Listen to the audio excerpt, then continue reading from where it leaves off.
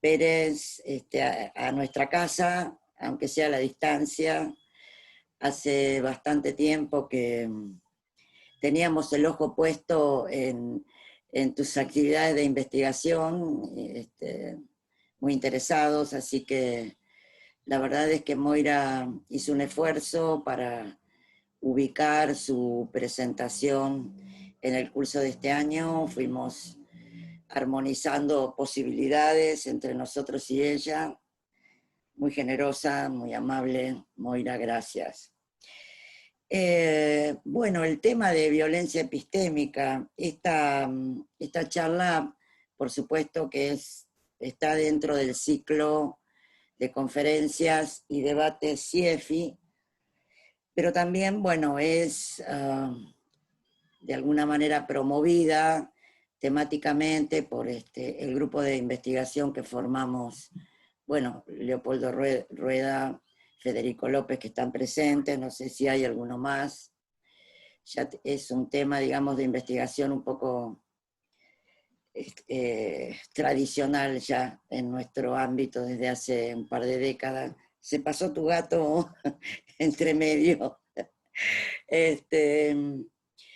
Y bueno, la línea de interés, entre otras muchas que hay en el área de filosofía de La Plata y en el CIEFI, ha estado vinculado a cuestiones relativas a teoría del conocimiento, filosofía de la ciencia, pero desde unas perspectivas críticas respecto de versiones tradicionales o de compromisos conceptuales tradicionales y, digamos, promovida por grandes filósofos del siglo XX, ¿no? Sobre todo la década de los más actuales, 50 y 60 en adelante, apoyados por críticas previamente ya realizadas por parte de la Escuela de Frankfurt y el desarrollo de otra línea poco tratada en el ámbito iberoamericano, que es el pensamiento clásico pragmatista, ¿no? Hablamos de Peirce, de James, de Dewey, y hemos encontrado ahí un ámbito donde, bueno, deconstruir y reconstruir una determinada concepción del conocimiento que lo ubica, digamos, para decirlo en brevísimas palabras, no como una actividad con un objetivo en sí misma, ¿no? Sí, criticando esta noción de que producimos conocimiento por el conocimiento mismo y ubicándonos en una perspectiva que nos ayuda a entender al conocimiento como un modo de resolver problemas, humanos problemas, que además es deseable e interesante que respondan a problemas vitales del ámbito humano. Esto implica para la filosofía también comprometerse con una perspectiva renovadora, en algún sentido, para su propio quehacer, sin desestimar los aportes que toda esta actividad, sobre todo para la filosofía, requiere de los aportes históricos, ¿no? De la tradición histórica de la filosofía. Bueno, en todo este complejo desarrollo que afecta a la ciencia, al arte, a los procesos de comunicación, la tecnología, ¿no? como cuestión que preocupa a la filosofía de una manera preeminente en la actualidad, y la condición humana, que parece ser que se ve afectada seriamente. Hablábamos más temprano, incluso dentro del marco de lo que entendemos por transhumanismo. Bueno, hay toda una preocupación en torno de esas cuestiones. Entre esos temas, el carácter situado del conocimiento es algo que también nos parece un elemento constitutivo para poder hablar de la generación de conocimiento en cualquiera de sus planos. Y aún más en detalle, la escuché, en este caso en particular a Moira, en México, hace no más de un año, creo, ¿no? En el Congreso Iberoamericano, hablar de contexto, que bueno, es una palabra, es un concepto importante filosóficamente, y muy vinculado a lo situacional, con funciones epistémicas en la producción de conocimiento, y debo reconocer que me impactó mucho el planteo de Moira en ese momento respecto no solo de aquello contextual, como lo naturalmente invisibilizado, aquello que tenemos que reconocer solo después de un esfuerzo de identificación, sino un concepto que me interesó muchísimo y que es el de lo invisibilizado. Y bueno, tuvimos una charla muy agradable después de la... Te fui a conocer en México, Moira, increíble. Bueno, sigamos, esa es una ráfaga que se me cruzó. Me parece que el terreno de la invisibilización de ciertos compromisos es otro elemento constitutivo del conocimiento. Hablemos de las ciencias sociales, las ciencias jurídicas, las ciencias naturales, en cualquiera de ellas, o en el ámbito vital humano. Así que en lo personal, y creo que el grupo que me acompaña hace muchos años, con los cuales interactuamos y que están presentes, es un gusto y tenemos un interés particular en escucharte, bueno, y mantenerte cerca para futuros intercambios, ¿no? Es decir, esto no es una fotografía, esto va a ser un proceso en el que esperamos contar con vos en lo sucesivo. Y agradezco también, bueno, la presencia de todos ustedes. Bueno, está Livio Matarolo también de nuestro grupo. Algunos no lo voy a estar viendo. Le agradezco a Verónica, a Tosi, que sé que tiene muchísimo que ver con vos, Moira, porque francamente también Verónica ha sido somos grupos de trabajo que nos hemos ido acercando, no solo por una cuestión o mejor dicho, porque la cuestión de afectividad y de proximidad vino a partir de intereses compartidos, que creo que es una de las mejores maneras, no solo de trabajar, sino de hacer buenos amigos. Así que gracias, Verónica, y por tu intermedio a todo tu grupo también. Bueno, estos son los temas. Leo va a leer algo muy breve de tu importante trayectoria profesional, y la última es, cerramos con esta conferencia de Moira Pérez, el ciclo de conferencias y debates CIEFI, que ya lleva algo más de un año de existencia. Estamos muy contentos de haberlas realizado, agradecidos con todos los que participamos, pero también contentos de que nos tomemos un descansito hasta el año que viene, nos va a venir muy bien. Así que cerramos con tu conferencia, Moira. Gracias a todos. Bueno, Leo, si querés. el título de la conferencia es Violencia epistémica, aportes para una epistemología no ideal de la historiografía, y como presentaba Cristina, va a estar a cargo de la doctora Moira Pérez, que es docente e investigadora especializada en filosofía práctica y teoría queer, es doctora por la Universidad de Buenos Aires e investigadora asistente de CONICET. Se desempeña como docente en la Facultad de Filosofía y Letras y en los posgrados de Estudios de Género de UNTREF y UCES, entre otros. Ha realizado estancias de investigación postdoctoral en la Universidad de Nueva York y ha sido profesora invitada en la Universidad de la República. Ha publicado en libros, revistas académicas de Argentina, Brasil, Colombia, el Reino Unido, Estados Unidos, Suecia, Polonia y España, y es directora del grupo de investigación en filosofía aplicada y políticas queer, que está radicado en el SADA.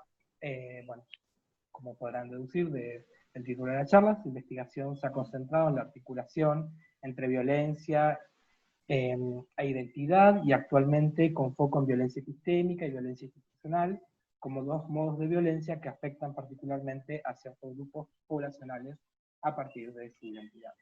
Bueno, esa es la presentación, así que dejamos el espacio a Moira. Muchas gracias por su presencia. Bueno, muchas gracias a todos. Buenas tardes, gracias a Cristina por la invitación y por la generosísima presentación.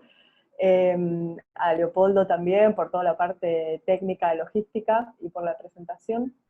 y a todas las personas que han venido a ver esto un viernes a la tarde. Aclaro para quienes quienes no me conocen, que la referencia que hacía Cristina es porque Verónica Tosi, quien está acá presente, fue mi directora de tesis de licenciatura y doctorado, y parte de lo que voy a trabajar hoy es, digamos, un desprendimiento muchos años después de esa tesis de doctorado, que fue precisamente sobre filosofía queer de la historia. Entonces, voy a compartir unas pocas diapositivas y después voy a cerrarlas para la segunda parte de la charla. En principio quería comentarles un poco de dónde surge, cuáles son los antecedentes de esta investigación en mis líneas de investigación actuales en los últimos años. Por un lado, que me he interesado en los desafíos, que esto ha sido el foco de mi tesis de doctorado y de mi trabajo posterior, los desafíos que se han planteado en la historiografía a partir del surgimiento en la esfera pública de lo que llamo nuevos sujetos, ¿no? Obviamente estos nuevos sujetos no son sujetos que no hayan existido antes, o colectivos que no hayan existido, sino más bien sujetos que ocupan cada vez más espacio, ganan cada vez más espacio en realidad en la esfera pública, y correlativamente también en las narrativas del pasado. En particular me enfoco en los aspectos políticos y epistemológicos de los abordajes del pasado de estos nuevos sujetos, y los marcos teóricos que uso son principalmente la filosofía narrativista de la historia, la nueva filosofía de la historia, los estudios postcoloniales y decoloniales, las epistemologías feministas y la teoría queer. Justamente por este marco teórico, en general mi foco en los nuevos sujetos ha sido sobre minorías sexogenéricas y sobre sujetos racializados o colonizados. A lo largo de la investigación, y aún hoy en los trabajos que hago, como este que les voy a presentar ahora, me interesa trabajar tanto en el desarrollo conceptual como en la aplicación a casos vinculados con minorías políticas. Por ejemplo, he trabajado sobre ciertas formas en las que se han narrado el genocidio constituyente en Argentina, o la historia del feminismo, o la historia del movimiento de liberación gay y lésbico. Eso como es una de las patas, digamos, del trabajo, ¿no? La otra pata del trabajo es la de la violencia epistémica, de esto que les voy a compartir hoy, ¿no?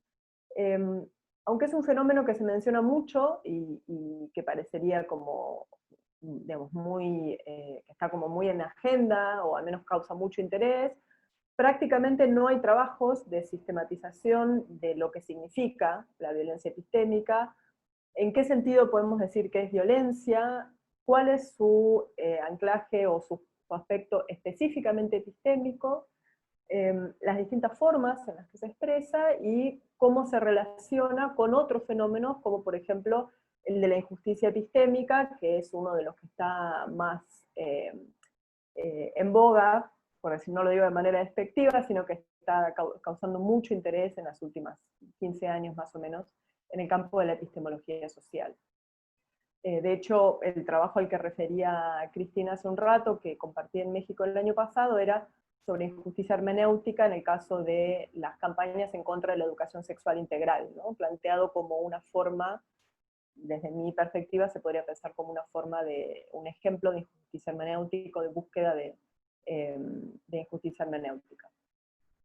Entonces, bueno, en el título de la ponencia se hace referencia a esta idea de una epistemología no ideal. Quería comentar un poco, para la gente que no trabaja en epistemología, un poco cuál es la idea de esto, a qué se refiere. La idea es plantear la investigación, esta en particular que les voy a compartir, y en general mi investigación, a través de un enfoque no ideal, ¿no? Estos son enfoques que consideran que en la epistemología, en ética, en distintas ramas de la filosofía, cuando uno presta atención a los hechos, en este caso a los intercambios epistémicos, a las condiciones sociales reales de los sujetos y de las comunidades epistémicas, esa es la única forma de acercarnos a la comprensión del campo en el que estamos investigando, y además la única forma de ofrecer pautas normativas para la práctica, en este caso la práctica historiográfica. Es decir, si queremos comprender cómo se producen narrativas del pasado, de los nuevos sujetos, de sujetos históricamente marginados de la esfera pública, sujetos violentados de distintas maneras, y si queremos comprender cómo esas narrativas aportan a la marginación, ¿no? Es decir, cómo la historiografía efectivamente aporta al fenómeno de marginación de los sujetos, o reproduce esa marginación, entonces, desde un enfoque no ideal, se considera que una buena forma, o la mejor forma, es empezar por indagar en las distintas formas de violencia que efectivamente se ejercen a través de la historiografía, ¿no? En lugar de pensar primero cómo debería ser y después hacer los ajustes para tratar de entender cómo funciona en la realidad, hacemos el enfoque inverso. Entonces, es por esto que en el análisis priorizo la comprensión de la violencia epistémica en lugar de comenzar por cómo debería ser la historiografía, aunque obviamente el punto también es eventualmente llegar ahí, ¿no? O no como debería ser, pero sí algunas pautas de responsabilidad cognitiva y de responsabilidad epistémica. Y bueno, es en ese sentido que digo que se trata de una teoría no ideal, específicamente una epistemología no ideal de la historiografía.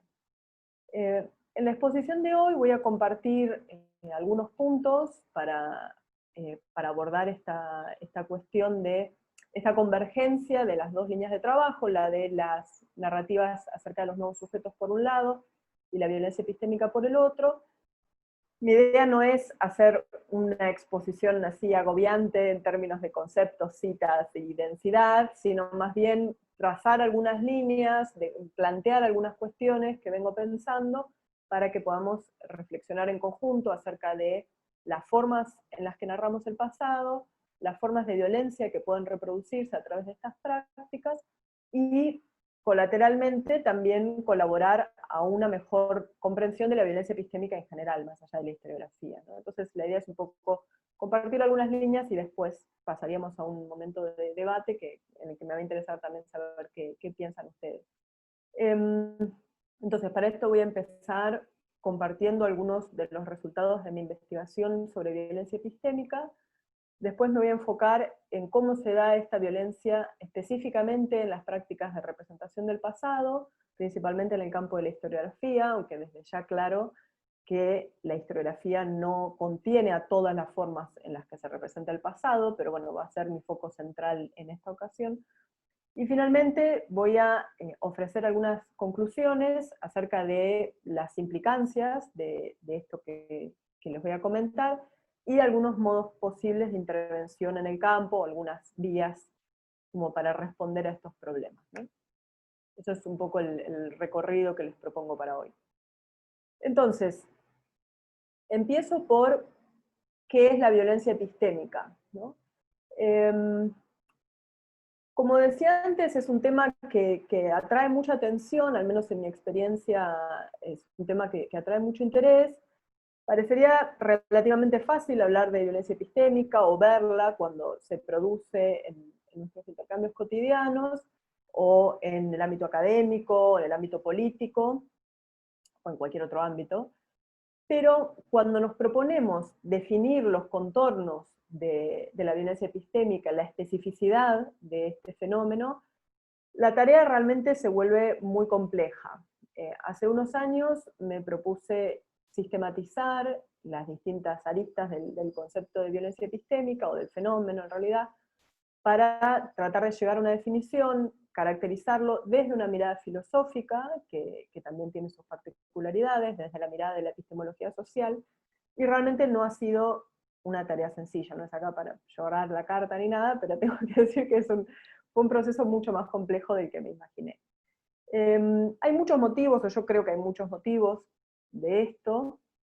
Un primer motivo es que existe una inflación conceptual del término violencia, y esto entonces es un problema propio de cualquier abordaje de la violencia. No es mi intención, y en general de la gente que trabaja sobre el tema de la violencia, contribuir a esta idea de que cualquier cosa es violencia, que todas las formas de violencia son igualmente profundas o igualmente tienen igual incidencia. Básicamente porque el concepto perdería efectividad y perdería poder explicativo, ¿no? Porque si todo es violencia, entonces no nos sirve de mucho saber que algo es violencia. Y es por esto que resulta fundamental identificar y destacar los aspectos que son específicamente epistémicos de esta forma de violencia.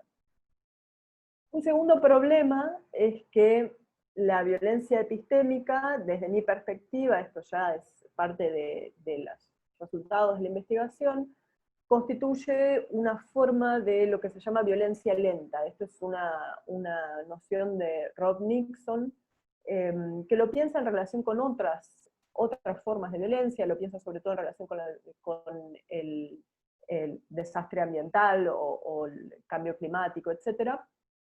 Pero su definición de violencia lenta yo creo que puede aplicar, les leo la definición, dice, una violencia que ocurre gradualmente y fuera de la vista, una violencia de destrucción diferida que está dispersa en el tiempo y en el espacio, una violencia erosiva que en general no es vista como violencia en absoluto. Entonces, esa es una de las definiciones que da Nixon.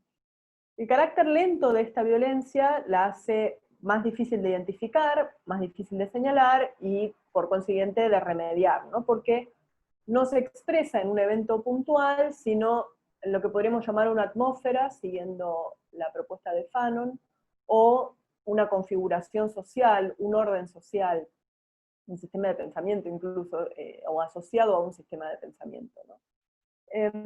Entonces, por esto mismo, desde mi punto de vista es necesario y es muy difícil hablar de una forma de violencia que parecería ser menos relevante, ¿no? O menos urgente que otras formas de violencia que son mucho más crudas, como la necropolítica o la violencia física, ¿no?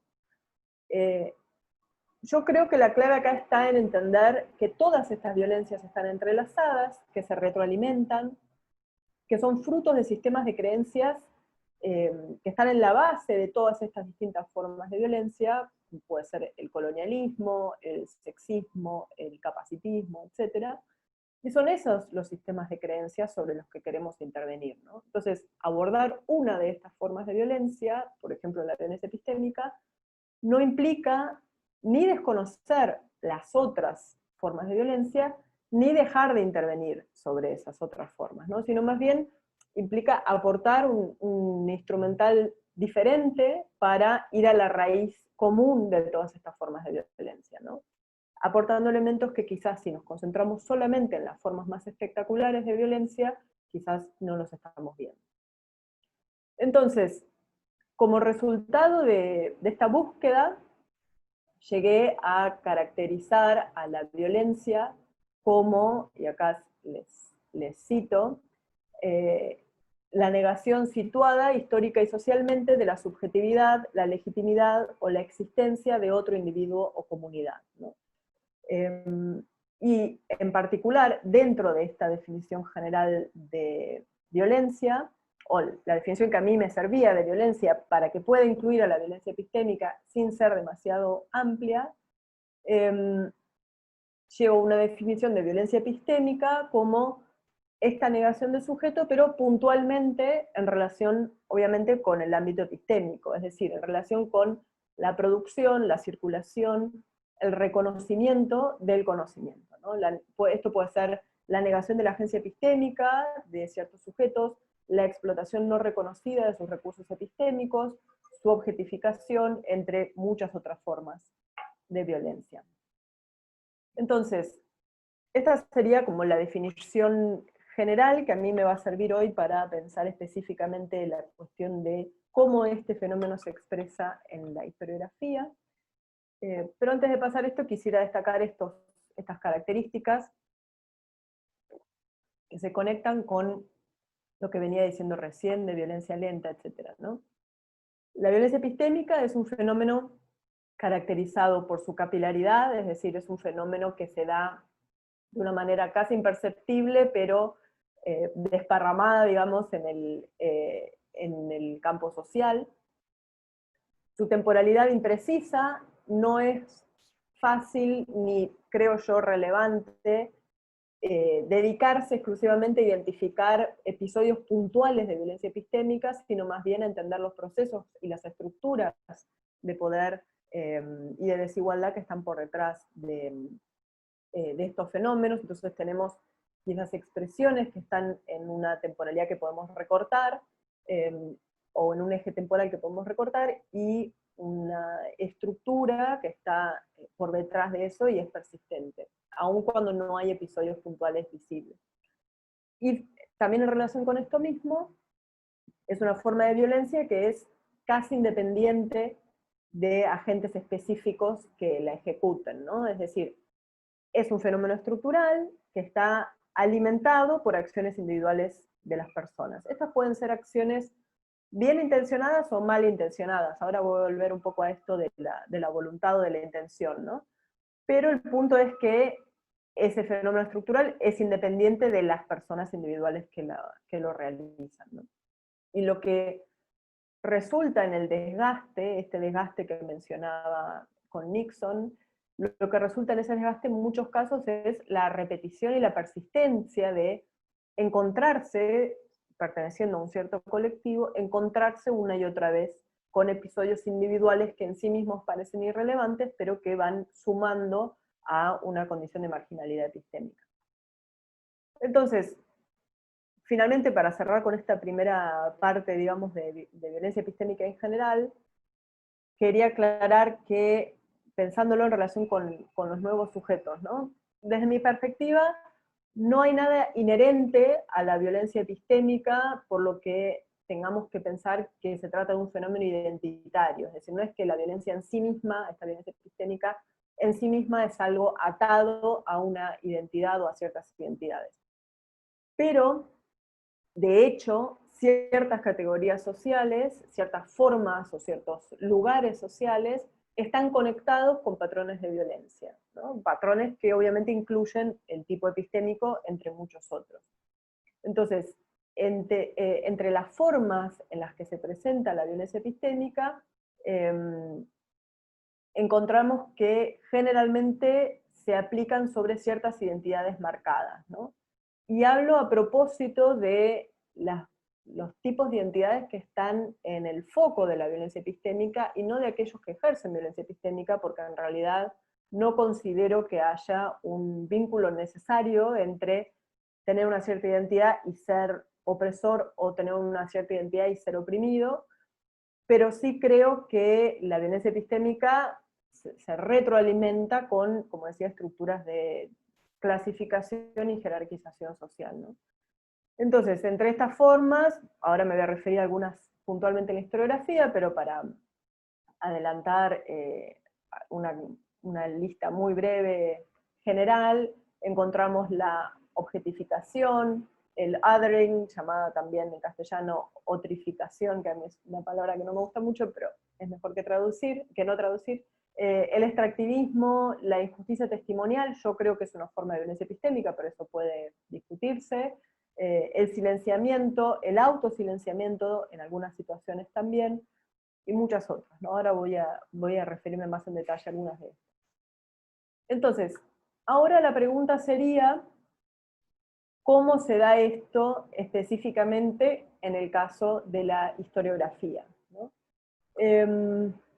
Como decía, mi trabajo de investigación en filosofía y la historia se enfoca sobre todo en la historiografía de o sobre / por, todas estas están bien, digamos, para describir mi interés, de o sobre o por lo que llamo los nuevos sujetos, ¿no? Estos nuevos sujetos se caracterizan, entre otras cosas, por tener identidades marcadas por un conjunto de prejuicios sociales, ¿no? Una serie de atribuciones, de características que ubican a los sujetos en lugares sociales marginados. Los prejuicios sociales que marcan a estos sujetos son del tipo que Miranda Fricker llama tracker prejudice, que son prejuicios como que rastrean a las personas, ¿no? Prejuicios, les leo acá una cita de Fricker, que rastrean al sujeto a través de diferentes dimensiones de la actividad social, que puede ser económica, educativa, profesional, sexual, legal, política, religiosa, entre otras. Entonces, al ocupar un lugar social marcado por este tipo de prejuicios, el sujeto está expuesto a una amplia gama de injusticias actuales o potenciales que están interconectadas entre sí. Estas injusticias incluyen, obviamente, a la violencia epistémica, y cuando entendemos, volviendo un poco a lo que decía antes también, ¿no? Cuando entendemos esta idea de prejuicios que rastrean o siguen al sujeto, podemos empezar a entender mejor esto que decía de la conexión entre la violencia epistémica y otras formas de violencia estructural, ¿no? La marca del prejuicio identitario acompaña al sujeto también al ámbito de la historiografía, tanto en su presencia en las narrativas como en su habilitación para producir representaciones y la legitimación de esas representaciones que produce, y es así como encontramos el fenómeno de violencia epistémica en esta disciplina, ¿no? Concretamente, podemos pensar, o me interesa que pensemos, cómo se expresa la violencia epistémica en este ámbito, ¿no? La teórica mexicana Marisa Belaustegui-Goitia dice que la violencia se relaciona, y la cito, con la enmienda, la edición, el borrón y hasta el anulamiento, tanto de los sistemas de simbolización, subjetivación y representación que el otro tiene de sí mismo, como de las formas de representación y registro de memoria de la experiencia del sujeto, ¿no? Es decir, y ahí termina la cita, es decir, son formas de violencia que inciden en cómo es percibido el sujeto histórico, pero también en cómo se percibe a sí mismo, ¿no? Ya que formamos nuestra subjetividad, entre otras cosas, a partir de las narrativas a las que tenemos acceso o no. Y esto es una parte central de mi investigación, ¿no? Como las narrativas a las que tenemos acceso y la falta de narrativas a donde figuren las comunidades de las que formamos parte, también aportan a la constitución identitaria. Entonces, hay distintas formas en las que estas narrativas funcionan como vehículo para la violencia epistémica. Me voy a concentrar en algunas de ellas, justamente para no agobiar demasiado con la densidad, pero en el espacio de preguntas y de discusión podemos conversar acerca de otras o intercambiar un poco incluso sobre estas mismas que voy a comentar. Voy a sacar la presentación para esta segunda parte.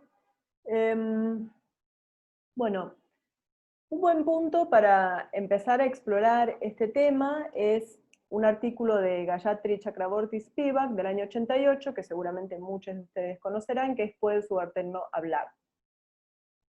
Este artículo muchas veces se presenta como, de alguna manera, la puerta de entrada del tema de la violencia epistémica a los estudios postcoloniales. Si bien Spivak misma lo había trabajado en algunos artículos anteriores también, y bueno, podemos igual rastrear dónde estaría, pero acá aparece con ese nombre.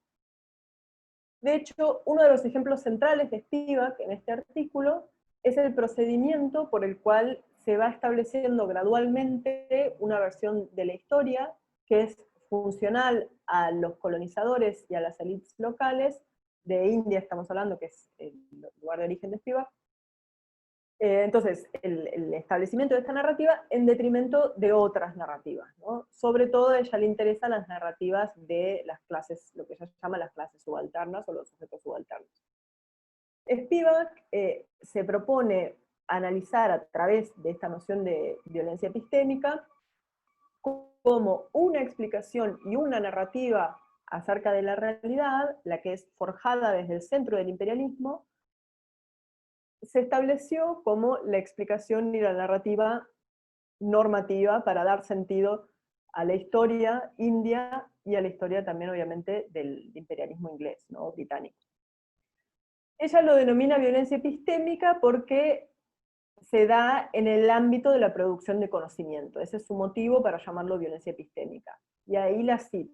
Ella dice, dado que las interpretaciones son presentadas como conocimiento, o porque emergen de la ciencia, se trata de violencia epistémica.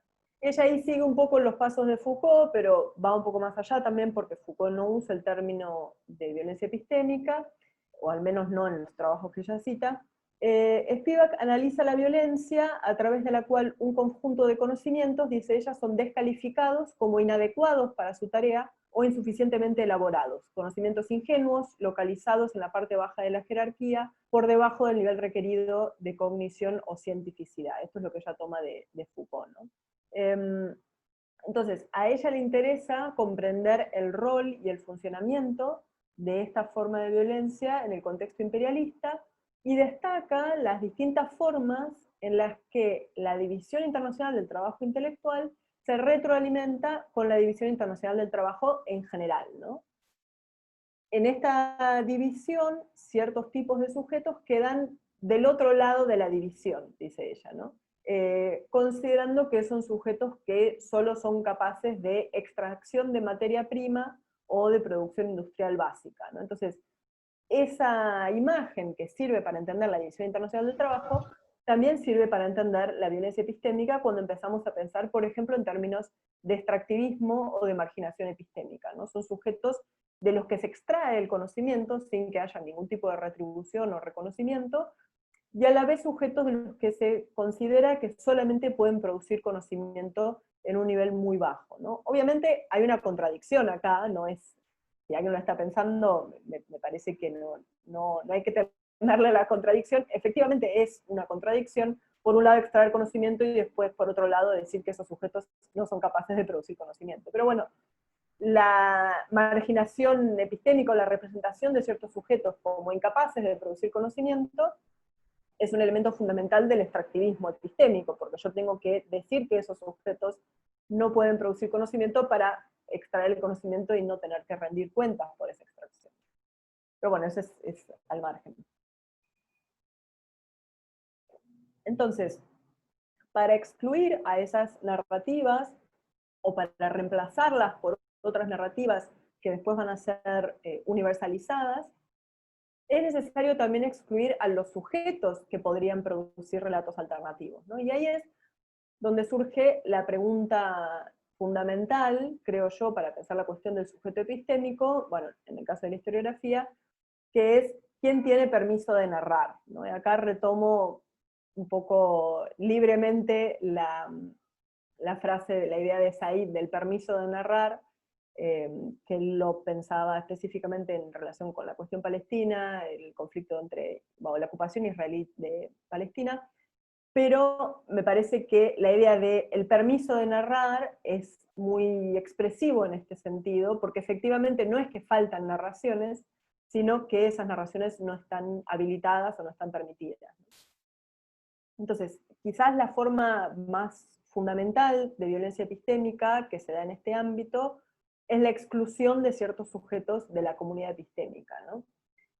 Las narraciones hegemónicas, las hegemónicas en el sentido de que son las que más han tenido un impacto mayor en nuestra concepción del pasado, las narran obviamente ciertos grupos sociales para ciertos grupos sociales, y no hay lugar para los sujetos no hegemónicos dentro de esta ecuación, ¿no? Por supuesto, un poco volviendo a lo que decía recién del permiso de narrar, en los circuitos intracomunitarios, los saberes acerca del pasado se transmiten, incluso desde mucho antes de que llegue una historia oficial a narrar esas experiencias, ¿no? Estoy pensando, por ejemplo, en la historia oral, o los relatos transmitidos de generación en generación sobre masacres, sobre genocidios, sobre ancestros destacados de grupos minoritarios, políticamente minoritarios, etc., ¿no? Pero esa circulación intracomunitaria estaba, y todavía está en gran medida, desvalorizada o incluso desalentada en pos de aprender sobre esta verdadera historia, ¿no? Entonces hay formas de narrar el pasado y narraciones específicas que son censuradas o que se hace un esfuerzo explícito para que sean olvidadas, por ejemplo, a través de la desarticulación de comunidades, como puede ser el caso del genocidio indígena en la Argentina, ¿no? O de la diáspora afrodescendiente. Entonces, es por eso que en el ámbito de la historiografía el primer gesto de intervención de los nuevos sujetos es reapropiarse de esa agencia epistémica para empezar a narrar propias historias, ¿no? En un primer momento esto se dio con las mismas herramientas con las que se escribía la historia hegemónica, y posteriormente se fue comprendiendo cómo estas herramientas de todos modos terminan reproduciendo los mismos problemas que llevaron a esa marginación, y entonces se empiezan a desarrollar enfoques epistémicos alternativos. Este es un patrón que se ha visto, por ejemplo, en la historia de las mujeres, en la historia gay lésbica o historia LGBT.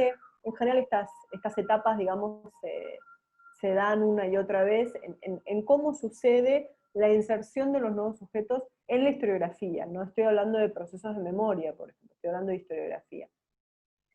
Pero bueno, hay muchas otras formas de violencia epistémica, además de estas que decía, que son como las líneas básicas, en realidad, sobre las cuales después se construyen todas las demás. Y hay muchas formas que se dan incluso cuando los nuevos sujetos sí logran tener un cierto lugar dentro de la comunidad epistémica, ¿no?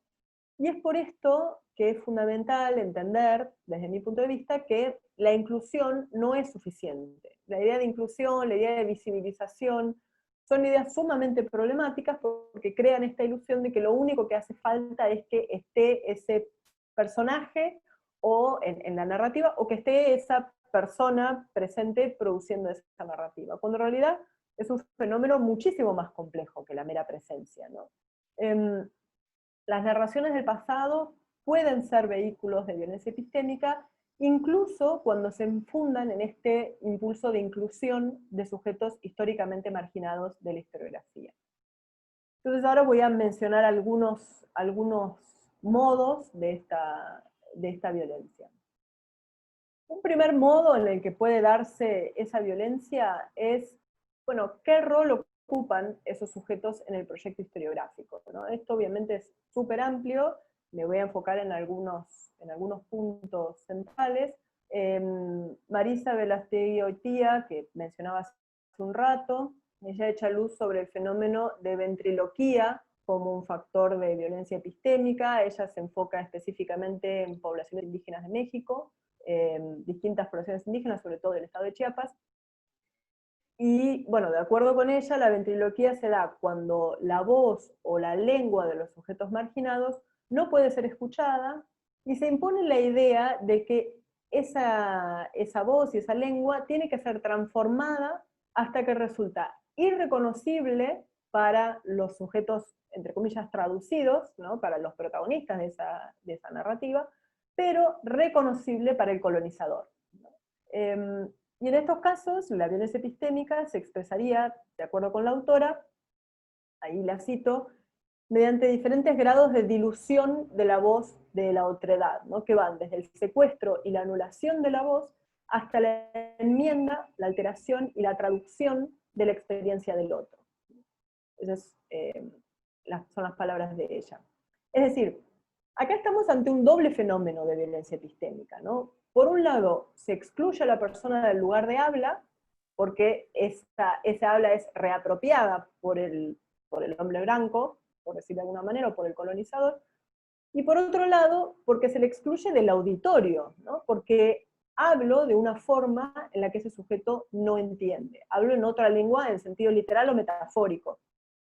Y en ambos casos estamos hablando de un discurso sobre ese sujeto, ¿no? Es decir, el sujeto que queda fuera del discurso es el protagonista de la narración, ¿no?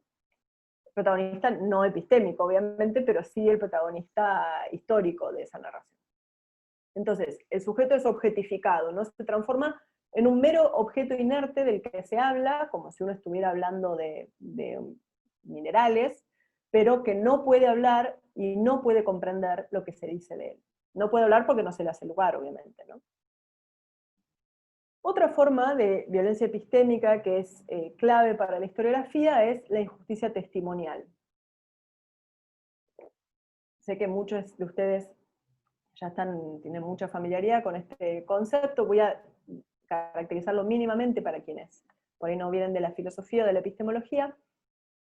La categoría de injusticia testimonial es una categoría, en realidad sí, acuñada con esos términos, pero bueno, podemos decir que es sistematizada a partir de desarrollos previos de una larga historia de epistemología feminista, sobre todo, de teoría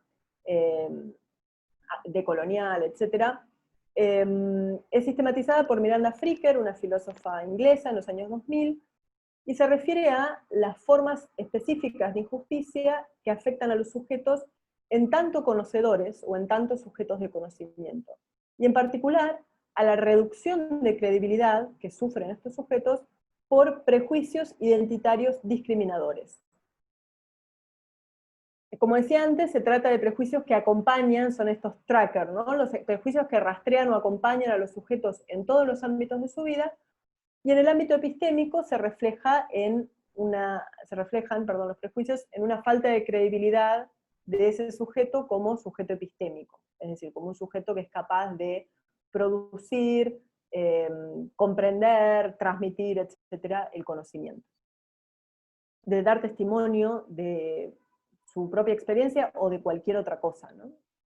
De acuerdo con Fricker, es decir, en la caracterización que le interesa hacer a Fricker, este descreimiento no es voluntario, se origina en prejuicios sociales y los agentes lo reproducimos sin darnos cuenta. Con esto aclaro, porque esto es relevante creo para lo que voy a decir enseguida sobre la historiografía, Fricker no está diciendo que no existe el descreimiento intencional, ¿no? Lo que está diciendo es que lo que a ella le interesa investigar es justamente eso que queda de alguna manera por fuera del radar de los abordajes de la injusticia y de la epistemología, que son estas prácticas no voluntarias, ¿no?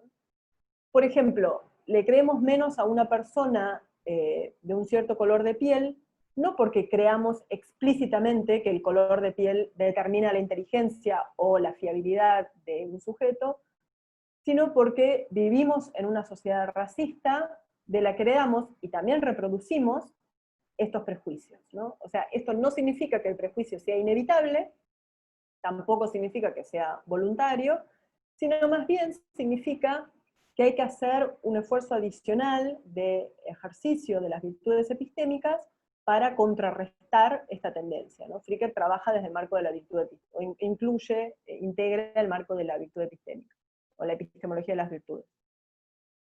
Entonces, pasando a la cuestión específicamente de la historiografía, podemos identificar diversos aspectos de la práctica historiográfica que son particularmente propensos a la injusticia testimonial.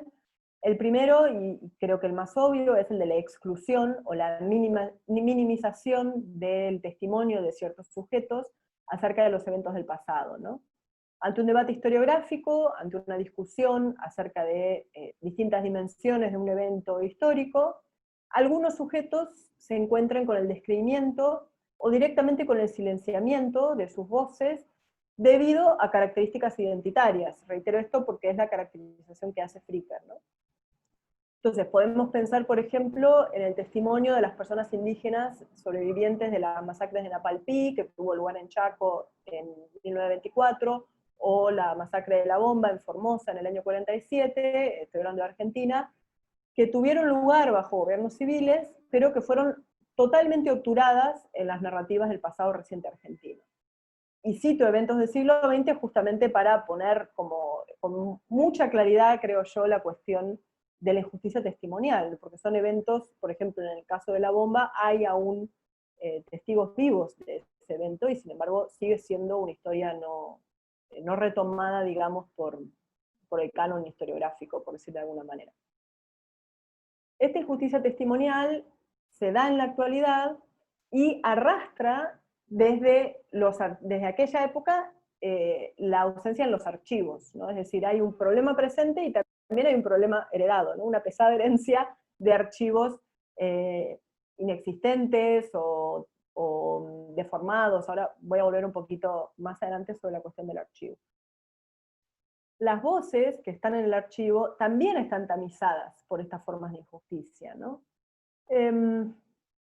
Y además tenemos injusticia testimonial en una especie de nivel meta, podríamos decir, cuando los sujetos son desmerecidos en su carácter de agentes epistémicos, cuando señalan los problemas que presenta la historiografía, ¿no? En términos de campo disciplinar, en términos de práctica profesional, etc., ¿no? Es decir, tenemos injusticia testimonial en cuanto a las miradas sobre la historia como eventos del pasado, y en cuanto a las miradas sobre la historiografía como disciplina. Reitero nuevamente que la injusticia testimonial no se refiere a la idea de testigo como la usamos habitualmente, sino al sujeto en tanto emisor, ¿no? En tanto hablante o escribiente. Nuevamente, al no ser un fenómeno intencional o voluntario, al menos en la caracterización de Fricker, vemos que no es suficiente con incluir voces, sino vamos a hacer, además, el ejercicio de las virtudes epistémicas que nos permitan dar a esas voces el lugar que tienen que tener en las disputas acerca de los sentidos del pasado, ¿no? Y ahora, mencionaba hace un rato la cuestión del archivo, me gustaría decir algunas cosas al respecto. Desde mi punto de vista, la eliminación de ciertos tipos de sujetos del archivo, o el lugar que ocupan los sujetos en el archivo, o el lugar que les hacemos ocupar en el presente en los archivos, también pueden ser considerados expresiones de la violencia epistémica, ¿no? Los archivos constituyen una pieza fundamental en la arquitectura del imperialismo y en otras estructuras opresivas, ¿no? Son un sitio de formas específicas del poder y de violencia epistémica, incluida la violencia y el poder de determinar qué es archivable y qué no es archivable, ¿no? Los nuevos sujetos, o estos colectivos históricamente marginados, o están ausentes o están mal representados de las fuentes tradicionales, tales como los relatos históricos hegemónicos, pero también de los archivos estatales y de otros repositorios institucionales, porque no hay que olvidar que los relatos existentes también son fuentes, no solamente uno tiene como la representación del archivo, pero en realidad los relatos también son parte de esas fuentes, ¿no? Los relatos preexistentes. El teórico jamaiquino Michel Ross-Trujillo exploró, tiene un trabajo fantástico sobre la cuestión del borramiento de ciertos sujetos de la historia, y entre muchas otras cosas, él exploró las formas en las que los sujetos marginados son excluidos de las narraciones históricas a través de una serie de mecanismos de silenciamiento, ¿no? Y en estos mecanismos, el archivo ocupa un lugar central. Él organiza estas formas de exclusión en 4 etapas del proceso de producción histórica, y acá lo leo. Tenemos el momento de la creación de los hechos, que es la creación de las fuentes, el momento del ensamblaje de los hechos, que es la creación de los archivos, el momento de la recuperación de los hechos, que es la creación de las narraciones, y el momento de la significación retrospectiva, ¿no? Que es la creación de la historia, y acá él se refiere a historia como la historiografía en realidad, en la instancia final, ¿no? Ese último paso que es la atribución de significado retrospectivamente. Es decir, las fuentes y el archivo, que son 2 elementos o 2 etapas que están entrelazados de manera indisoluble, son los primeros focos de violencia epistémica en la construcción de narraciones del pasado, y sobre ellos de alguna manera se van depositando todos los demás, ¿no? Y acá hago una aclaración: no necesariamente el sujeto marginado está ausente del archivo, puede estar en el archivo, pero puede ser a través de, o sea, puede estar presente a través de una experiencia que está registrada desde la perspectiva del opresor, ¿no? Por ejemplo, en una narrativa que objetiviza al sujeto, o objetifica al sujeto que protagonizó un evento, o lo estigmatiza, como es el caso de las etiquetas patologizantes, las etiquetas colonialistas, la fetichización, el orientalismo. Hay muchas formas en las que el sujeto puede estar presente, pero presente de formas que no son, que no le dan agencia, digamos, ¿no? En fin, hay muchas formas en las que la violencia epistémica puede expresarse en la tarea historiográfica. Con la profesionalización de la disciplina, cuando se empiezan a sistematizar los requerimientos técnicos y formales para estudiar el pasado, que es un proceso que se da en la etapa clásica de la ciencia histórica, la historiografía se vuelve una tarea más rigurosa, pero también se vuelve de alguna manera una tarea más propensa a la exclusión de voces que no tienen acceso a esas formas de producción intelectual o no quieren tenerlo. No estoy diciendo que antes no existía la exclusión, porque en muchos casos lo que hoy llamaríamos historiografía era la producción de élites cortesanas, ¿no? O sea que si hay algo que es excluyente es la aristocracia, pero en este caso hay un proceso simultáneo de exclusión y de legitimación de la ciencia histórica. Entonces, la exclusión misma es parte del bagaje de legitimación de esa disciplina, ¿no?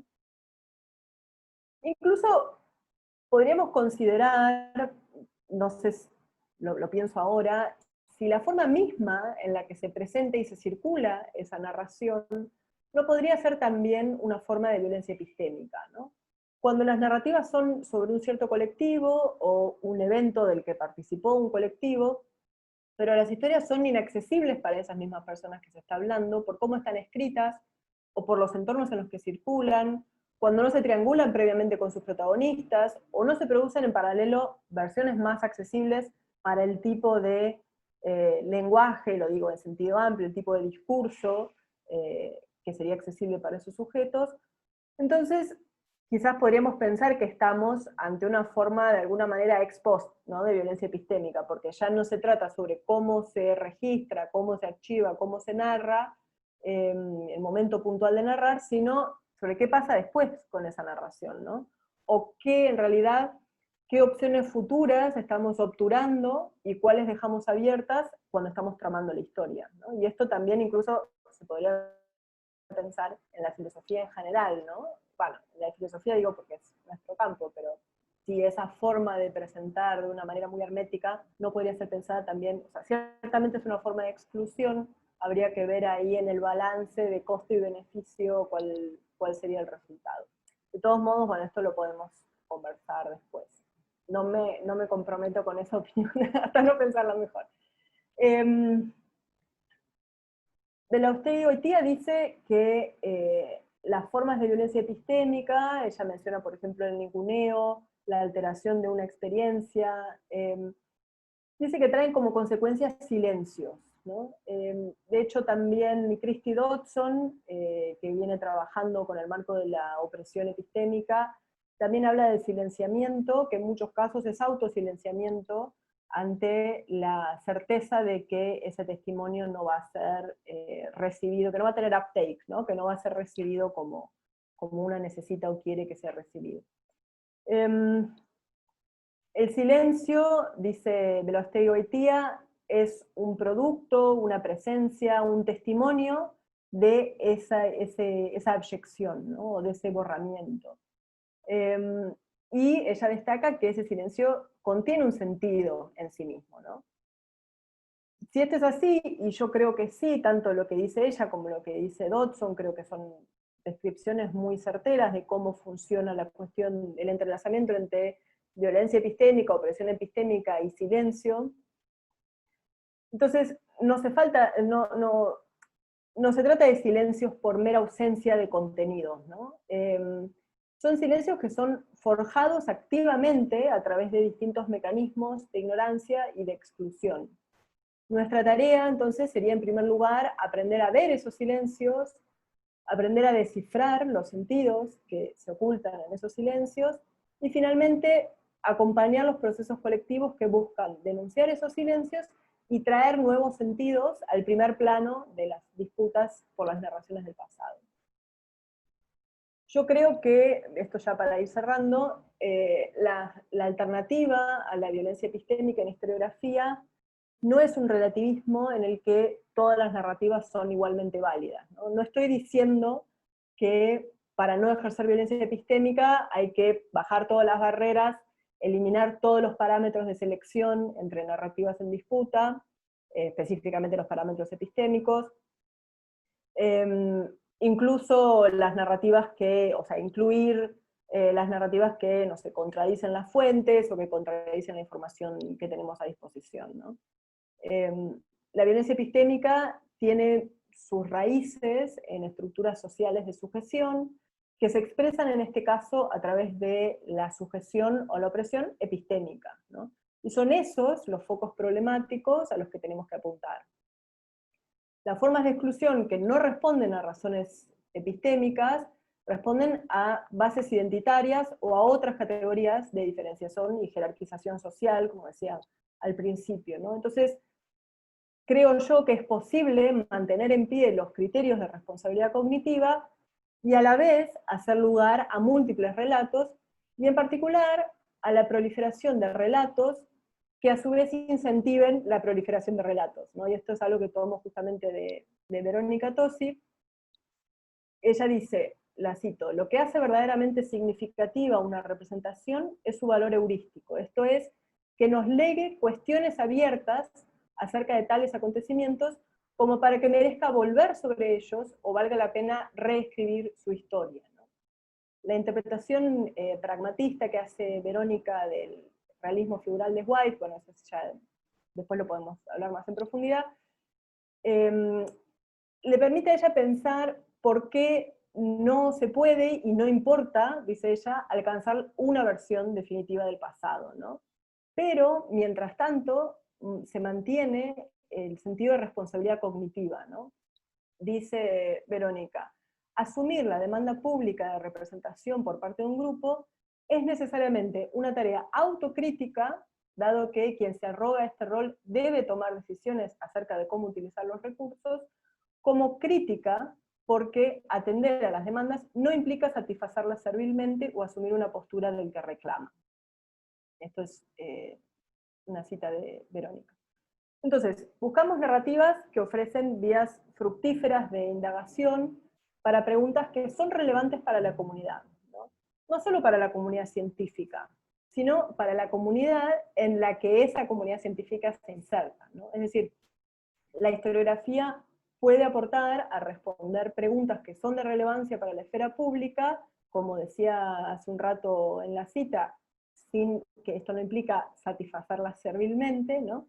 Pero bueno, se puede aportar a responder estas preguntas, que son relevantes también para los nuevos sujetos, para distintas comunidades del presente. Entonces, ampliar el espectro de sujetos que aportan a ese pool de preguntas, por decirlo de alguna manera, sirve para ampliar también el espectro de las narrativas que van a eventualmente poder responder a esas preguntas, ¿no? Les pongo un ejemplo brevísimo. Hasta hace pocos años, considerar las continuidades y las rupturas de la experiencia o del ejercicio de la violencia estatal por parte de mujeres trans y travestis en democracia y en dictadura, en Argentina, parecía ser una pregunta entre inexistente e irrelevante, ¿no? Bueno, ¿qué les pasaba a estas personas antes y después de los distintos golpes de Estado, antes y después de los procesos de represión más explícita por parte del Estado, ¿no? Entonces, esta no era una cuestión que estuviera en ese pool de preguntas que alientan a la búsqueda de comprensión a través de la indagación historiográfica, ¿no? Se hicieron muchas investigaciones sobre el horror de los regímenes de facto contra detenidos desaparecidos cis en los años de dictadura. Sobre todo se hicieron, y eso también puede ser un ejemplo, creo yo, se hicieron investigaciones sobre las formas que afectaban a los hombres, a los hombres cis, que obviamente son formas que en gran medida afectaban también a las mujeres cis, y también a las mujeres trans y a las travestis, y a cualquier otra persona, pero esto dejaba fuera otras formas de violencia, ¿no? Formas que apuntaban, por ejemplo, a la violencia sexual, que apuntaba específicamente a ciertos tipos de sujetos. Pero bueno, se hizo nada o muy poco, hasta hace muy pocos años, sobre cómo esas mismas formas de violencia y otras formas de violencia habían afectado, por ejemplo, a hombres gays, a mujeres trans, a travestis, incluso antes del golpe de Estado, ¿no? Entonces, esas continuidades es algo que no estaba en el banco de preguntas, digamos, del que abreva la historiografía masiva, hegemónica, por decirlo de alguna manera. Hoy en día, esa es una pregunta que sí está sobre la mesa, en gran medida a través del activismo, y esto alienta a la producción de narrativas que ofrezcan algunas vías de comprensión para este fenómeno y que abra nuevas preguntas, ¿no? Porque cada narrativa vuelve a dejar más preguntas sobre la mesa, ¿no? Además de algunas respuestas. Entonces, esto alienta a la producción de narrativas que echan luz sobre este fenómeno que forma parte de nuestra historia y siempre formó parte de nuestra historia, ¿no? Y nos marcó de alguna manera, para bien o para mal, ¿no? Desde el privilegio o desde la opresión. Entonces, de alguna manera, la violencia epistémica empieza a desandarse desde el momento mismo de la circulación de nuevas preguntas, tiene que seguir con la ampliación del registro, la proliferación de archivos, la atención a las narrativas producidas por y para los nuevos sujetos, y la revisión de nuestros propios sesgos al leer y escuchar y reproducir y transmitir estas narrativas. Eso es todo, muchas gracias.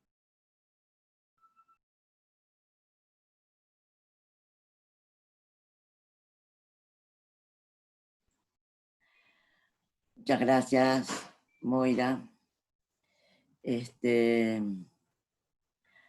Muy interesante, vamos a charlar un rato sin agotarte. Pensamos con Leo unos 20 minutos, media hora, para que cada uno se vaya inscribiendo ahí en el chat, lo vamos viendo, que quiera intervenir con un comentario, una pregunta, o en fin, como les parezca. Bueno, comenzamos por una pregunta del propio Leopoldo. Te escuchamos, Leo. Bueno, gracias, Moira, la verdad. Más que interesante el tema y todas las referencias que hiciste. Bueno, me gustó mucho la conferencia y pensando en algunas cosas que fuiste mencionando, que me parece que me gustaría que por ahí abundes un poco más, y sacando un poco sacándote un poco del tema de la violencia y pensando más en la cuestión de la historiografía, aunque es un poco traicionarte, pero pensaba lo siguiente. En algún momento vos mencionaste la cuestión de cómo estas formas de violencia se vuelven en cierto modo capilares y difusas, ¿no? Y también, bueno, por mi tema y por mi recorrido de lectura, pensaba en los procesos de ficción, ¿no? En las distintas ficciones donde, sobre todo ficciones queer o de la literatura gay, lésbica, donde como se acentúan o se vuelven mucho menos difusas estos procesos, estos lugares de violencia, pero algo que pensaba en relación a una pregunta que vos decías de esta cuestión del permiso de narrar, ¿no?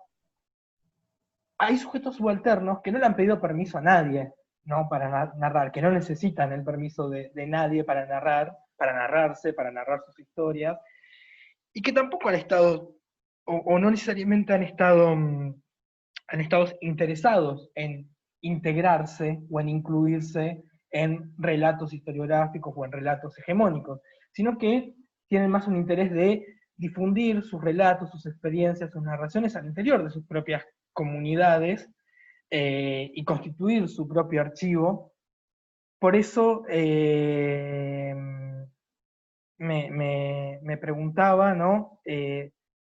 Sobre esta cuestión de qué pasa con ciertos relatos, ciertas narraciones, ciertas memorias que no buscan la participación, no buscan integrarse en relatos historiográficos, en relatos modernos, y que en cierto modo se refugian en cierto silencio. Si eso no sería algo atendible también para pensar un límite donde la historiografía puede llegar. Y sobre todo también pensando en otra cosa que, en otra cosa que me llamó mucho la atención y que me interesó mucho que dijiste sobre la cuestión de los prejuicios, ¿no? Y en cómo en muchos de estos relatos, todos estos prejuicios, todas estas marcas de lo abyecto, en realidad aparecen reivindicadas, aparecen revalorizadas, ¿no? Es hacer del estigma lo identitario y lo valioso como forma contrahegemónica de luchar contra eso. Bueno, no, digamos, algunas cuestiones que me quedaron, la verdad, pensando en relación a tu charla. ¿Les parece, Leopoldo y Cristina, que juntemos algunas preguntas y después por si hay algunas que se tocan, o vi que hay un par más de... Perfecto. ¿no? Por ahí mejor 2 o 3 como para ir de atando. Juan Veleda tiene una pregunta, luego Rosa Belvedresi y luego Maru Bibiloni. Tenemos, sí, 3 más. Juani, ¿te parece? Dale, gracias Cristina. Hola Moira, buenas tardes. Bueno, ¿se me escucha bien ahí? Nada, muy buena la charla, como que deja muchas cosas pensando. Además yo he leído tu tesis de doctorado tiene bastante de estas cosas, así que muy interesante escucharte. Yo tenía 2 preguntas, una que la tengo quizás más clara y la otra no tanto, pero bueno, voy a intentar formularla de alguna manera. Al principio, cuando hablabas de una epistemología no ideal, digamos, en contraposición a eso, a una epistemología ideal, una epistemología no ideal, debería prestar atención a los hechos. Creo que estaba expresado de esa manera. Y la pregunta ahí sería, bueno, ¿qué significaría esto, prestar atención a los hechos?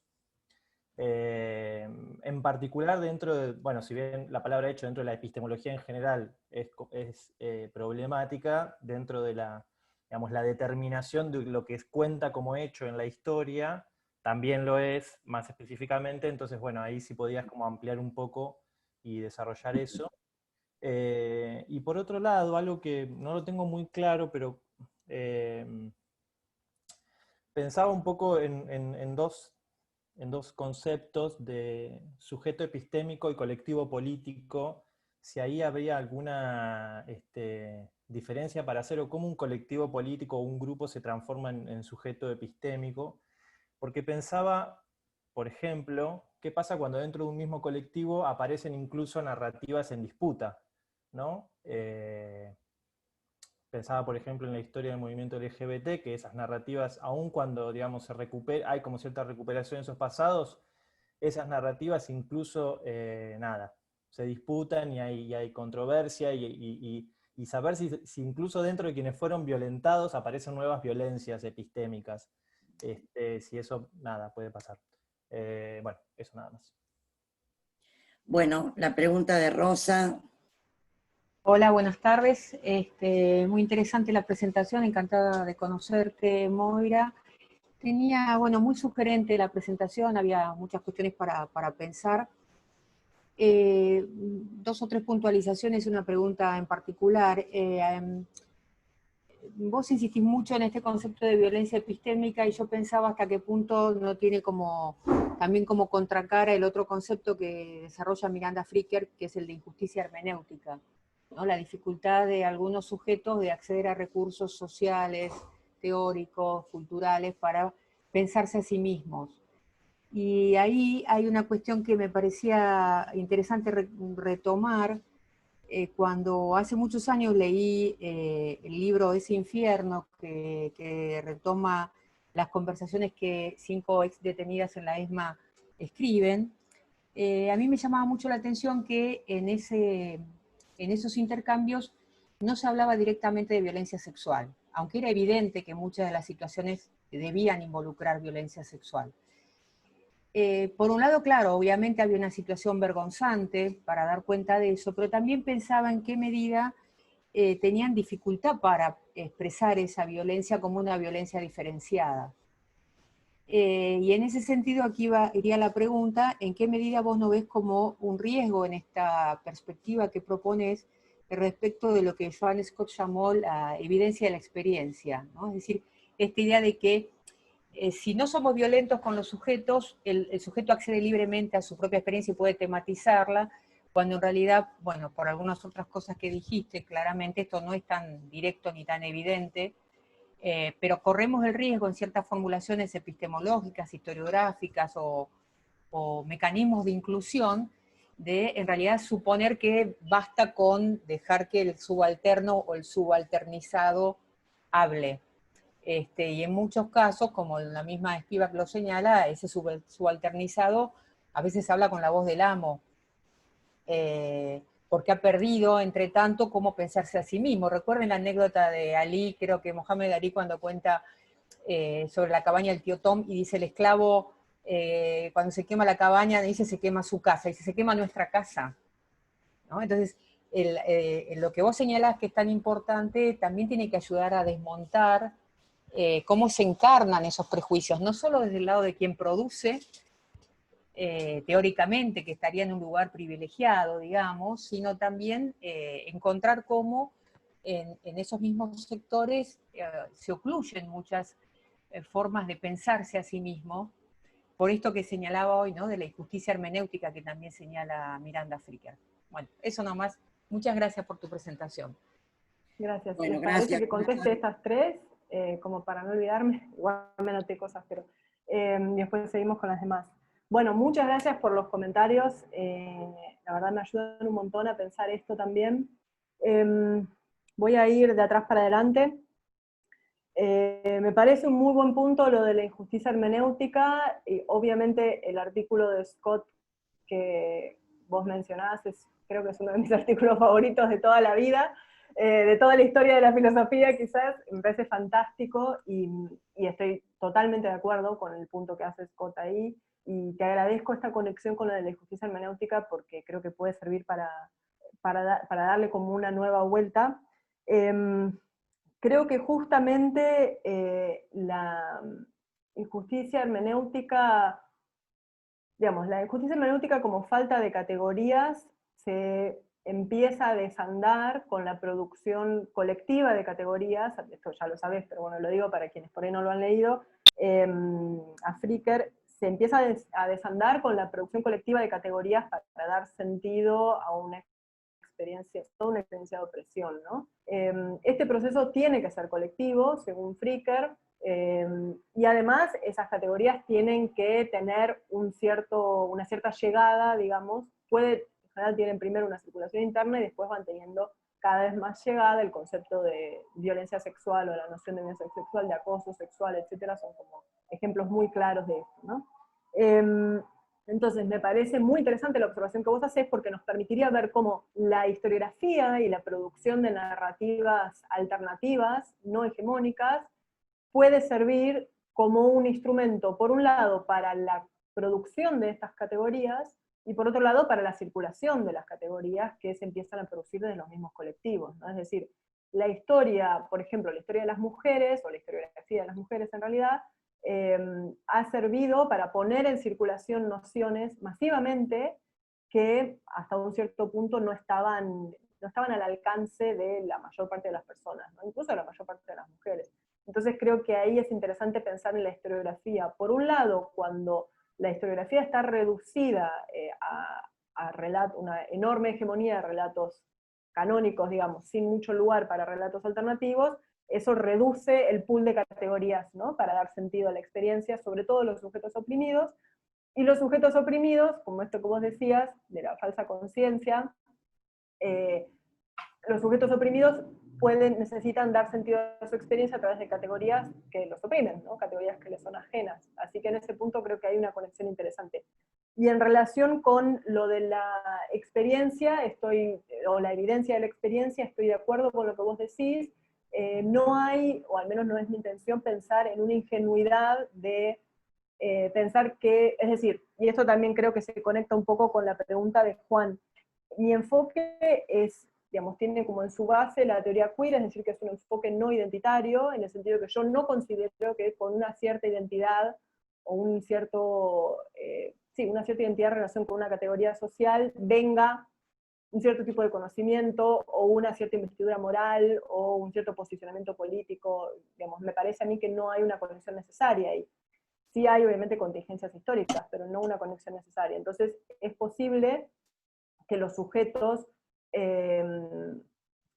tengan como narrativa una narrativa que les es perjudicial, y además desde ya que la idea de una experiencia no mediada es algo totalmente insostenible, creo yo, y definitivamente a la hora de mediar esa experiencia con contenido conceptual, teórico, ideológico, político, etcétera, epistemológico también, esa mediación, cuando hay una cantidad reducida de categorías a disposición, es una mediación empobrecida, ¿no? Porque es una mediación que tiene menos posibilidades, menos alternativas, digamos, para producirse.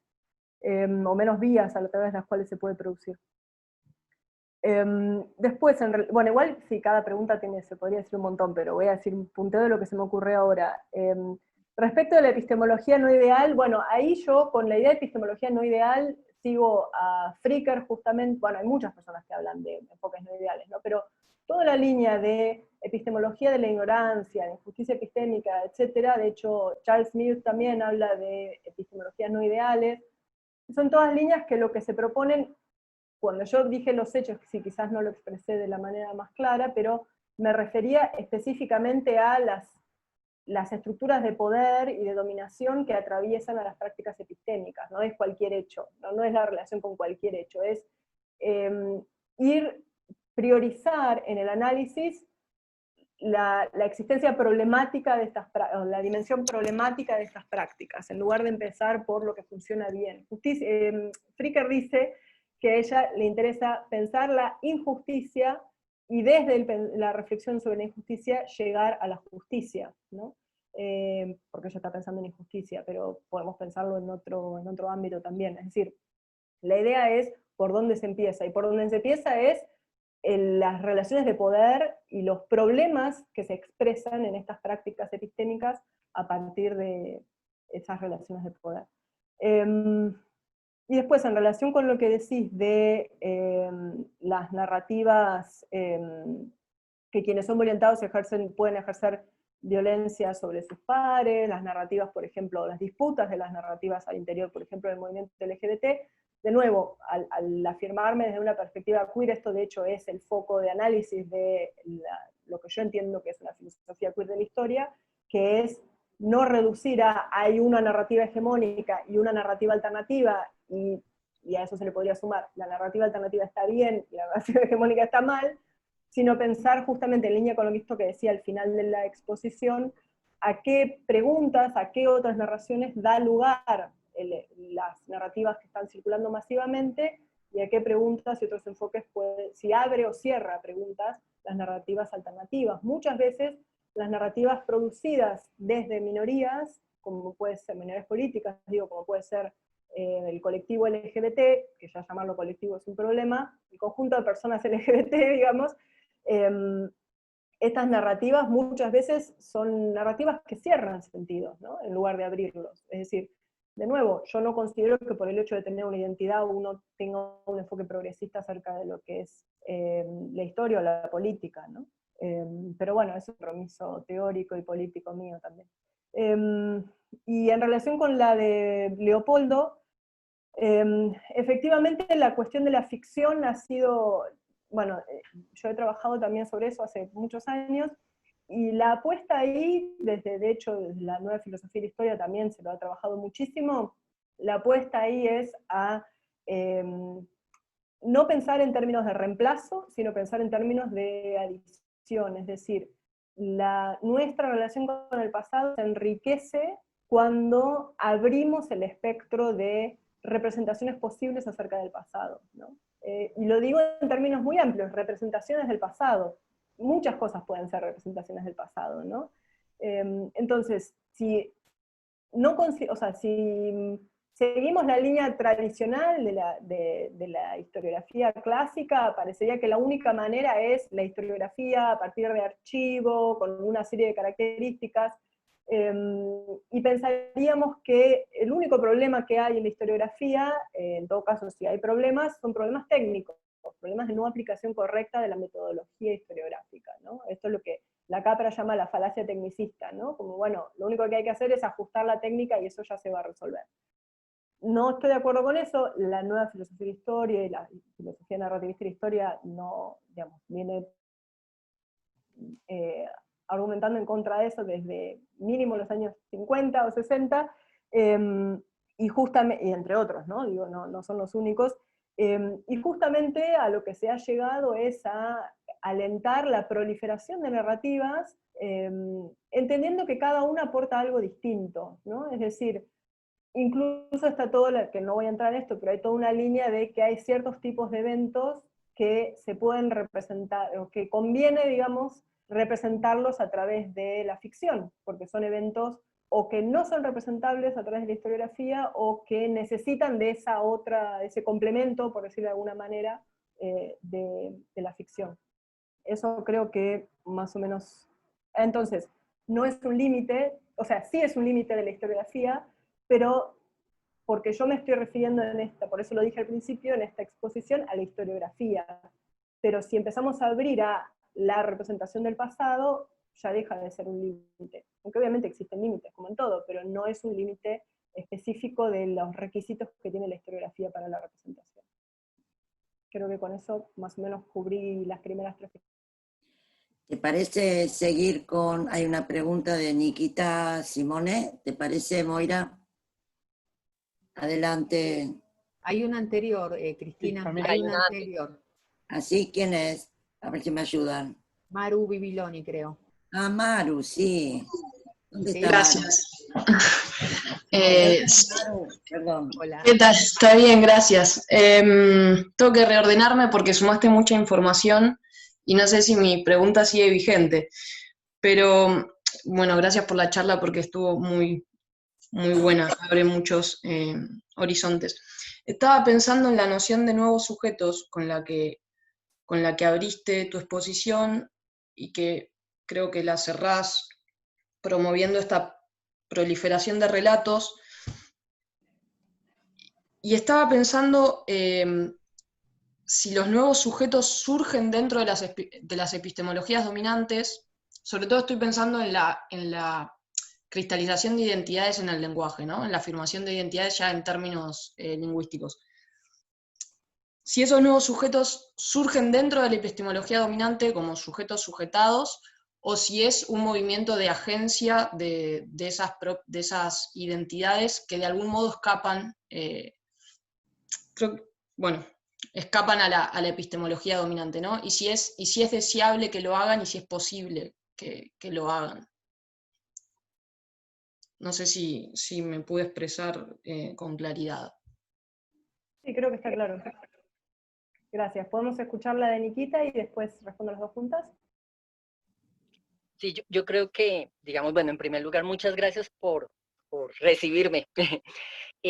Yo tenía una pregunta alrededor del concepto precisamente de la categoría y era en estos días estábamos hablando con unos compañeros, estábamos hablando con el profesor Santiago Arboleda y la categoría de ecoetnogenocidio para dar cuenta de lo que sucedió en el conflicto armado con las poblaciones afrodescendientes colombianas. Y lo que terminábamos discutiendo era alrededor de la interpretación, es decir, aunque el archivo puede ser el mismo y la fuente puede ser la misma, en el momento en que se interpreta y se posiciona categorías, eso tiene unas implicaciones distintas desde términos jurídicos, es decir, para lo que uno es un genocidio, para el presidente puede ser matanzas, no sé, homicidios no sistemáticos, bueno, como sucedió hace poco, es decir, la categoría genera unos lugares hermenéuticos distintos y tiene unas implicaciones inclusive en la memoria. Por ejemplo, hablando de víctimas del conflicto armado. Entonces quería un poco saber eso, es decir, además del archivo y las fuentes, cómo se genera alrededor de la elección finalmente de la malla categorial violencias de tipo epistémico. Es una excelente pregunta. Creo que había uno más, Livio Matarolo. Livio Matarolo. ¿Y después respondo a las 3? Hola, buenas tardes. Gracias por la presentación. Yo vengo de una línea un poco alejada de estas cuestiones, pero sí me ayuda a pensar varios temas. Creo que al fin y al cabo no estamos tan distantes. En verdad la pregunta que quería hacer es acerca de esto último de los criterios de selección. Vos dijiste, bueno, nosotros apuntamos a una proliferación de narrativas, pero eso no quiere decir que todo valga exactamente lo mismo, tenemos que pensar algunos criterios de selección, y dijiste responsabilidad narrativa, estándar normativo y valor heurístico. Si no recuerdo mal, esas fueron las tres expresiones. Y en una de las respuestas volviste a insistir en la cuestión de la proliferación de relatos. Ahora, me pregunto si se puede pensar, si es que hay que pensar, algún tipo de límite, no es la palabra más feliz, pero viene por ahí, algún límite, algún criterio para la convivencia de relatos que pretenden anularse entre sí. Se me ocurre que por ahí puede haber alguna dificultad al momento de pensar si lo puedo decir de esta manera, esa historia amplia, o esa historiografía amplia, cuando hay relatos que tienden a ser extremadamente contradictorios y que no tienen punto de encuentro, más bien lo contrario. Así que en verdad me pregunto si hay algún criterio moral, político, que pueda ayudar a dirimir esa cuestión.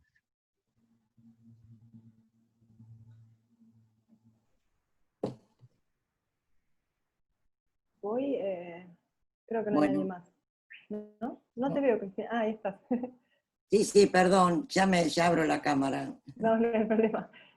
Bueno, puedo responder estas tres. Gracias también por las preguntas. Respecto de la pregunta de Maru, los nuevos, lo que yo llamo el surgimiento de nuevos sujetos es un surgimiento en la esfera pública que excede por mucho a la historiografía, es decir, es un surgimiento en términos de reivindicación de derechos, de reivindicación de un lugar dentro de la toma del espacio de toma de decisiones. No es un surgimiento que haya empezado en la historiografía, ¿no? O en la búsqueda de un lugar al narrar el pasado. Como parte de un amplio proceso de empoderamiento, por decirlo de alguna manera, está también la búsqueda de participar de esta disputa de narrativas acerca del pasado más activamente. Y en cuanto al vínculo con la epistemología, justamente lo que yo decía era que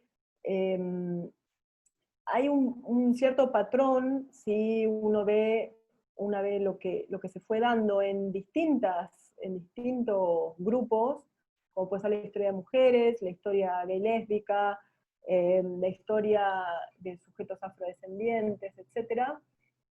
Estoy hablando siempre de historiografía, ¿no? Que se dio primero con un ingreso con las herramientas epistémicas disponibles, provistas por la historiografía tal como se la producía, bueno, se la sigue produciendo muchas veces, desde los lugares hegemónicos, identitarios, los grupos hegemónicos, y posteriormente hay cada vez más una búsqueda de otras formas. Y acá es donde también lo puedo conectar con la primera pregunta, porque también se empieza a intentar jerarquizar formas de representar o narrar el pasado que no sean formas historiográficas. Entonces esa también es una ampliación que se da como parte de este proceso de ingreso al campo de las disputas acerca del pasado, ¿no? Entonces, primero hay un momento de búsqueda de héroes o ancestros célebres, digamos, dentro de las historias ya existentes, como puede ser Juana Azurduy, por ejemplo, es un caso, creo, paradigmático, una persona que tuvo un rol muy importante en un proceso que ese proceso ya estaba reconocido como muy importante, ¿no? Después hay un segundo paso que podemos ejemplificar con las historias de la vida privada, por ejemplo, que es empezar a hacer historiografía acerca de otros ámbitos que no habían tenido la atención de la historiografía hasta el momento. Y en tercer lugar está esto de repensar las herramientas teóricas, los métodos, en qué consisten, en qué ofrece una fuente, etcétera. Se empieza a ampliar esto cada vez más, incluso por fuera de lo que desde una perspectiva tradicional diríamos que son los límites de la historiografía. O sea, ese es al menos en estas que menciono, que son las que en las que he trabajado más. Hay un consenso de que se dieron esos tres pasos. Respecto del comentario de Nikita, me parece súper interesante lo que vos decís de cómo ante un mismo archivo, incluso utilizando las mismas fuentes y hablando en el mismo evento, se pueden incluso usar categorías que abren un espectro completamente distinto de posibilidades, y yo creo que ahí está un poco esta cuestión de la responsabilidad crítica y autocrítica con la que cerraba mi exposición, que es también pensar qué puede pasar con esa narrativa que yo estoy produciendo, ¿no? Acá me estoy yendo del ámbito epistémico un poco, pero me parece que ahí hay una responsabilidad en el sentido de que yo sé que una narración acerca del pasado o una descripción del pasado es una intervención en la esfera pública, para bien o para mal, y si bien hay un punto en que obviamente eso no es medible ni controlable, hay un punto en el que sí. Y yo sé que si yo digo eso es un desvío, ¿no? Es un desliz, ¿no? De ciertas personas ineptas o lo que sea, cuando estoy hablando de un genocidio, yo sé que eso tiene consecuencias, ¿no? Y si no lo sé, es mi problema, ¿no? O sea, si no lo sé, eso es un proceso de ignorancia activa sobre el que hay que intervenir. Entonces ahí me parece fundamental la cuestión que vos traes y destacar que la responsabilidad, saliendo del ámbito epistémico, la responsabilidad también es acerca de las implicancias que tiene una cierta forma de narrar al pasado en la esfera pública, ¿no? Sobre todo viniendo de un presidente. Bueno, y finalmente, en relación con la última pregunta, es una pregunta súper compleja, no voy a tener mucho tiempo para responderla, pero me parece que en un punto ahí lo respondería con otra pregunta, que es, ¿en qué contexto yo necesitaría elegir o descartar una narrativa, ¿no? Por el hecho de que hay dos narrativas que dan una respuesta completamente distinta acerca de un evento histórico, dentro del supuesto de que sean narrativas que cumplen con los requisitos epistemológicos del campo, ¿no? Es decir, si son narrativas que dicen algo que no hay ningún tipo de fuente que lo muestre, no hay ningún tipo de testimonio, bueno, obviamente eso no puede entrar o no debería entrar en la disputa, pero al menos debería perder rápidamente esa disputa, ¿no? Más que no entrar. Pero si no,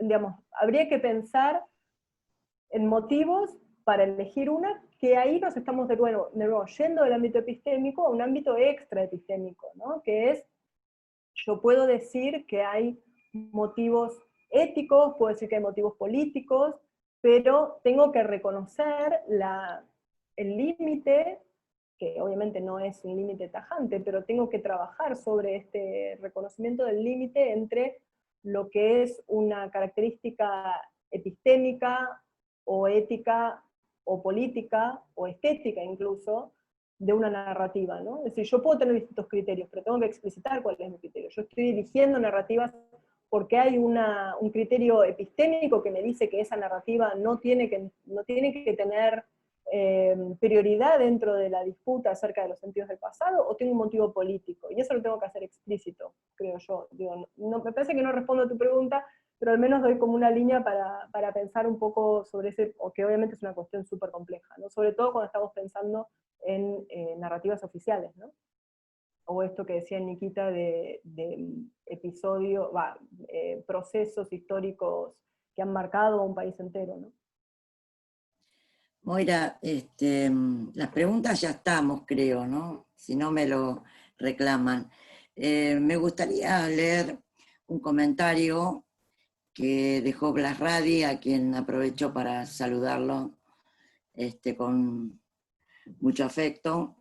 Y me parece que es bastante sugerente, por supuesto que no estoy sugiriendo que lo discutamos ahora, pero me parece que es muy sugerente con relación a precisiones, pero también proyecciones del tema. Bueno, vos lo dirás, ¿no? Dice así: la epistemología no ideal pone en foco los problemas que nuestras prácticas epistémicas, entre paréntesis, cotidianas, presentan rutinariamente, en lugar de pensar en cómo funcionarían si todo funcionara como indica el manual, entre paréntesis, algo que rara vez ocurre. Si querés comentar algo respecto. Sí, bueno, justamente gracias por el comentario, porque no profundicé demasiado, pero un poco en esa línea iba lo que yo mencionaba de cómo lo piensan, por ejemplo, Fricker o Mills. Mills, por ejemplo, bueno, quienes lo conocen, quienes no lo conocen se los recomiendo, y quienes lo conocen sabrán que uno de sus focos centrales de crítica ha sido John Rawls, que es como el ejemplo paradigmático del modelo ideal. Y lo que Mills dice es, y lo extiende también a otros teóricos, ¿no? Pero lo que él dice es, esto es una idea de cómo tiene que funcionar la sociedad, que que en ningún momento considera cómo realmente funciona y cuáles son los problemas, lo estoy diciendo muy simplificado, ¿no? Pero cuáles son los problemas que realmente suceden. Hacemos de cuenta que no existe el racismo, hacemos de cuenta que no existe el sexismo, etcétera, y ahí empezamos a pensar, y bueno, pero estás dejando de lado aquello que te llevó a dedicarte a esta reflexión en primer lugar, ¿no? Entonces creo que un poco sí, definitivamente va en la línea de lo que aporta Blas ahí, que es, si partimos de cómo funcionaría todo de acuerdo en términos ideales, no vamos a entender cómo funciona. O sea, lo que produzcamos no va a ser significativo para comprender o para intervenir sobre cómo suceden las cosas realmente, ¿no? Esa es un poco la idea.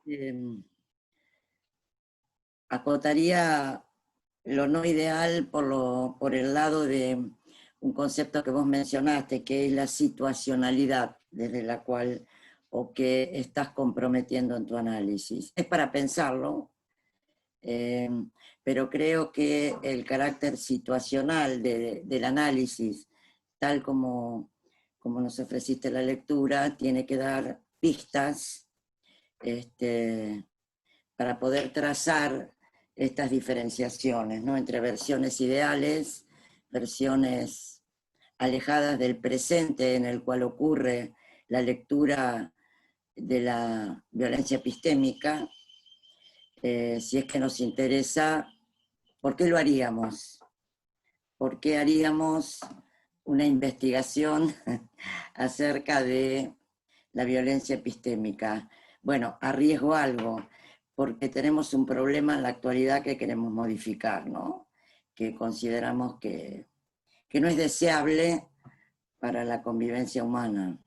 Por eso digo, me parece que el concepto de situacionalidad adquiere en el contexto de tu trabajo, que es difícil, ¿no? Sobre todo epistemológicamente hablando, pero bueno, se puede analizar, me parece central. Muy inspirador. Bueno, muchas gracias. Y gracias a todas las personas que vinieron y a las que aportaron con sus preguntas, que me sirven mucho para sumar a esto. Próximamente será un libro, así que estarán en los agradecimientos. Bien, esperaremos. Bueno, Moira, muchísimas gracias. Una muy productiva charla, conferencia, un buen encuentro con colegas, algunos conocidos, otros no. Todos son bienvenidos, los vamos a convocar a próximas ediciones, pero vamos a descansar un poco ahora. Así que con Moira y todos ustedes cerramos hoy nuestro... Sí, Rosa, que también Rosa es miembro de la comisión directiva de CIEFI,